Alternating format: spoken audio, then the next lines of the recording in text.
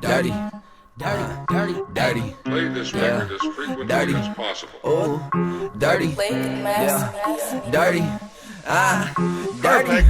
Me and my niggas get dirty. When any of these niggas wanna get delirious like Eddie Murphy. Oh, Hercules. Ain't showing that kitty no mercy. Fuck the 3X's, no one neglected. Brother the turkey.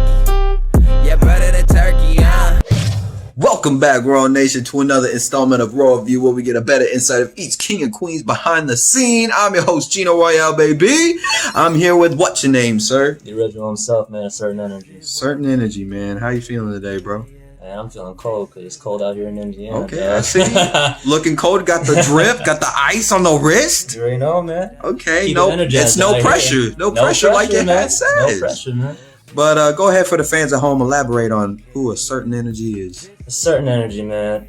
Actually, I'll just start back how I even made my name. A certain energy really is just a broad way of saying that every song I make will always have a certain energy brought to it, whether it's an R&B vibe or a trap vibe or just a vibe where you're gonna show your your competitiveness compared to the other, where your goal is gonna be better. Thanks. You know what I mean? So always bring a certain energy to whatever you do. So adding on to that, you would just say that you're just a versatile artist. Yep. Yeah, it doesn't even matter. No. You kill whatever comes your way. No. I remember growing up, when I first started music, I was always shaky on it. I was always like, what am I going to do? Am I confident enough to do this? Right. But then once I actually came up with my alter ego, a certain energy, I'm always going to make sure that I'm going to bring the best out of myself, no matter what. And I feel that too. Like with the whole ChenoRoyal stuff that I got going on, I feel like ChenoRoyal can do anything.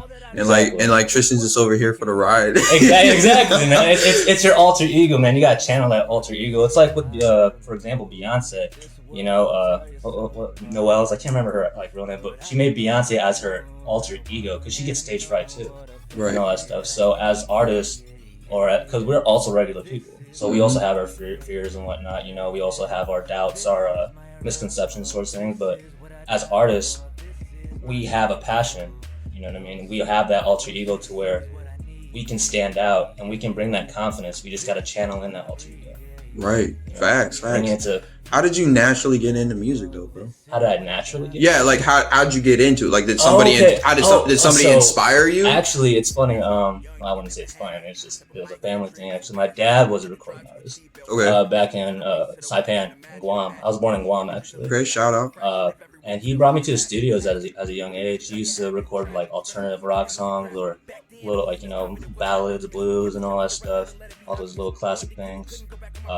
So I was brought to the studio at 5 or 6, and that's when I was first introduced to it, into songwriting. But obviously, as a kid, your vocabulary is not that A, B, C, D. Yeah, G, Dr. Seuss in the house. It's me. It's like there's things like that. So it's when I was brought into that environment, that's when I first became interested into it. But I wasn't really taking it serious because you're a kid, you don't know what you really want to do. I wanted to be an astronaut or something. Right. I wanted to go past the stars. I wanted to be the stars. Yeah. Now I'm rapping now. Now I am a star. So it's okay. So I was all right. I see the metaphor. I see you. But so I was brought up by my father, and it's funny because he had an aunt that was a country singer too. Mm-hmm. So it was just in our blood naturally just to become anything music wise. Right. I just never really channeled it till about, I'd say, so rhythm comes naturally to you and your family. Mm-hmm. There you go. Literally just anyone makes a beat out of anything. My dad's a guitar player, my little brother's a guitar player. My littlest brother, he can play flute or something like that. Okay. I don't remember what he told me, but I play piano. Nice. I know how to play piano. So with that being said, have you dabbled in beat making too? Yeah, that was actually when I was I'd say about 2013, 2014, FL Studios, obviously, because I graduated high school in 2014. But with my friends and whatnot, we make beats, or we just get inspired by demo platforms like FL Studios and whatnot. I made our own beats that way. Most definitely. And then I started back in 2016 when I started becoming more professional with my music. I took it professionally because my close friend of mine passed away, and that's when I decided to say, I'm sorry to hear that. It's just he helped me push forward. Right. He passed. Right. And I was like, what? I gotta make someone's dream come true. If my boy can't do it, I'm gonna make sure I make mine happen for the both of us. So That's good shit, though. You know, That's and good shit. appreciate that. And that's when I started working closely with a producer named Alexander. He's a United Kingdom producer now. He's in LA working with like Snoop Dogg and all those Oh, guys. nice. And you know, I'm still connected with him. I started working with Corey Orlando, who's like boys with Metro Boomin, Zaytoven,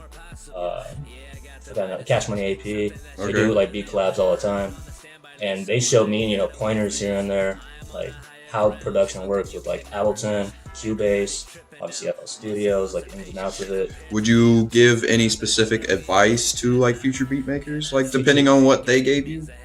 Don't be scared to stand out. Yeah. You know, you don't have to follow the wave of like, you know, what's going on right now, like making, certain 808s that are popping. certain 808s are popping. You know what I mean? Because obviously those are popping, you know, for the mainstream. Trap drums. Don't like be all scared that. to just find a new sound that you actually made yourself and that you enjoy. You know, because it's better to stand out because it's your art. If you just want to like blend in with everybody else, what is that going to do? Yeah, and people are gonna know you. They might even categorize you as the person who started all that. Exactly. You know, and then that makes you blow up even more. Your own way. You know? You know what I mean? So you control your own way. You control your own destiny at that point. So don't be scared to stand out. Right. That's my advice. Well, do you have like a specific track of yours that you've done either as an artist or as a producer that you would say is your most memorable or impacted you in a way so far? I would say it's a song actually that I made with the record label that I just signed with, Sinclair Media Group. It's called Foreign. It's not set to release until about April. Okay. It was supposed to release this month, but I decided to postpone it solely because I wanted to make sure that the music video released on the same day. I didn't want to wait 2 months and then have it released on Vivo. I'm like, I'd rather have them all come together. I'd say Foreign is my most memorable one because that's the song that's about to basically make the world know who I am. Yeah. Yeah. Would you say like it embodies who you are? It tells a story? I wouldn't say it tells a story. It does tell a story. It basically tells myself a story. I wouldn't say it tells the fans a story. Okay. It is what I'd say.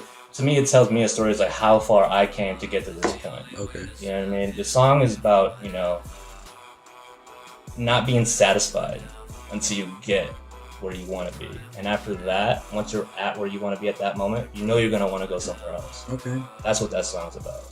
Okay. I see. Even though Foreign, you know, the title seems a little off-putting, but the song's basis is about wanting more and excelling in everything you do. Because once you get to that goal, excel even further. Okay. Because as soon as I heard Guam, and then I was thinking until now, I'm like, Foreign. I'm like, okay, is this man gonna start something? I was like, yeah, man, that's new wave. Be different. Be different. Be foreign. Be foreign, baby. That's just basically just be yourself, man. Because I remember back in the day, I used to like not really care for my roots. You know what I mean? My mother's full Filipino, straight from the Philippines. My father's mixed. He came like from a hard background, you know, but he was also in the Marine Corps like myself. And it's just don't, like I was saying earlier about the advice thing, don't be scared to be different, don't be scared of yourself. It took me a while to realize that it's better to be yourself, because if you stay true to yourself, you're just going to be happier in the long run. Mm-hmm. You know, I remember when I was working as an intern for like Red Label Records or IME International over in LA, like I said, an intern, you know, writing songs for them or something like that. I was getting too caught up into the hype of like trap rap or like, yeah, go change this, go change that, whatever, flick the wrist, whatever. But at the same time, that's when I was like, that's not even really who I am. I'm like, I don't mind like, you know, wearing a nice little watch here and there, wear a chain here and there, but it's like, if you just get too consumed by it, you don't recognize yourself anymore. I try to tell that to people too, especially in my company. It's just like, I don't mind if that's your lane, but at least just know that it's your lane. Don't try to blend into different things, because then that's when you start crossing different places, and that's when people start saying you're corny or you're fake or you're like, you're being disingenuous. Like you're just not really telling your specific story. You're just doing it for a bag. And, but yeah, man, like I said, appreciate you being on the show. Definitely taking the time. I know it's no pressure for you. Shout out Corey, no pressure 2 coming out this year. Shout out. But I only got one more question for you before you start putting pressure on our necks. Okay. I dig it. But where you see all this stuff going, man? A year, 5 years, man, it could be fucking tomorrow. What's the ultimate end game for Mr. A Certain Energy? To own his own record label. Really?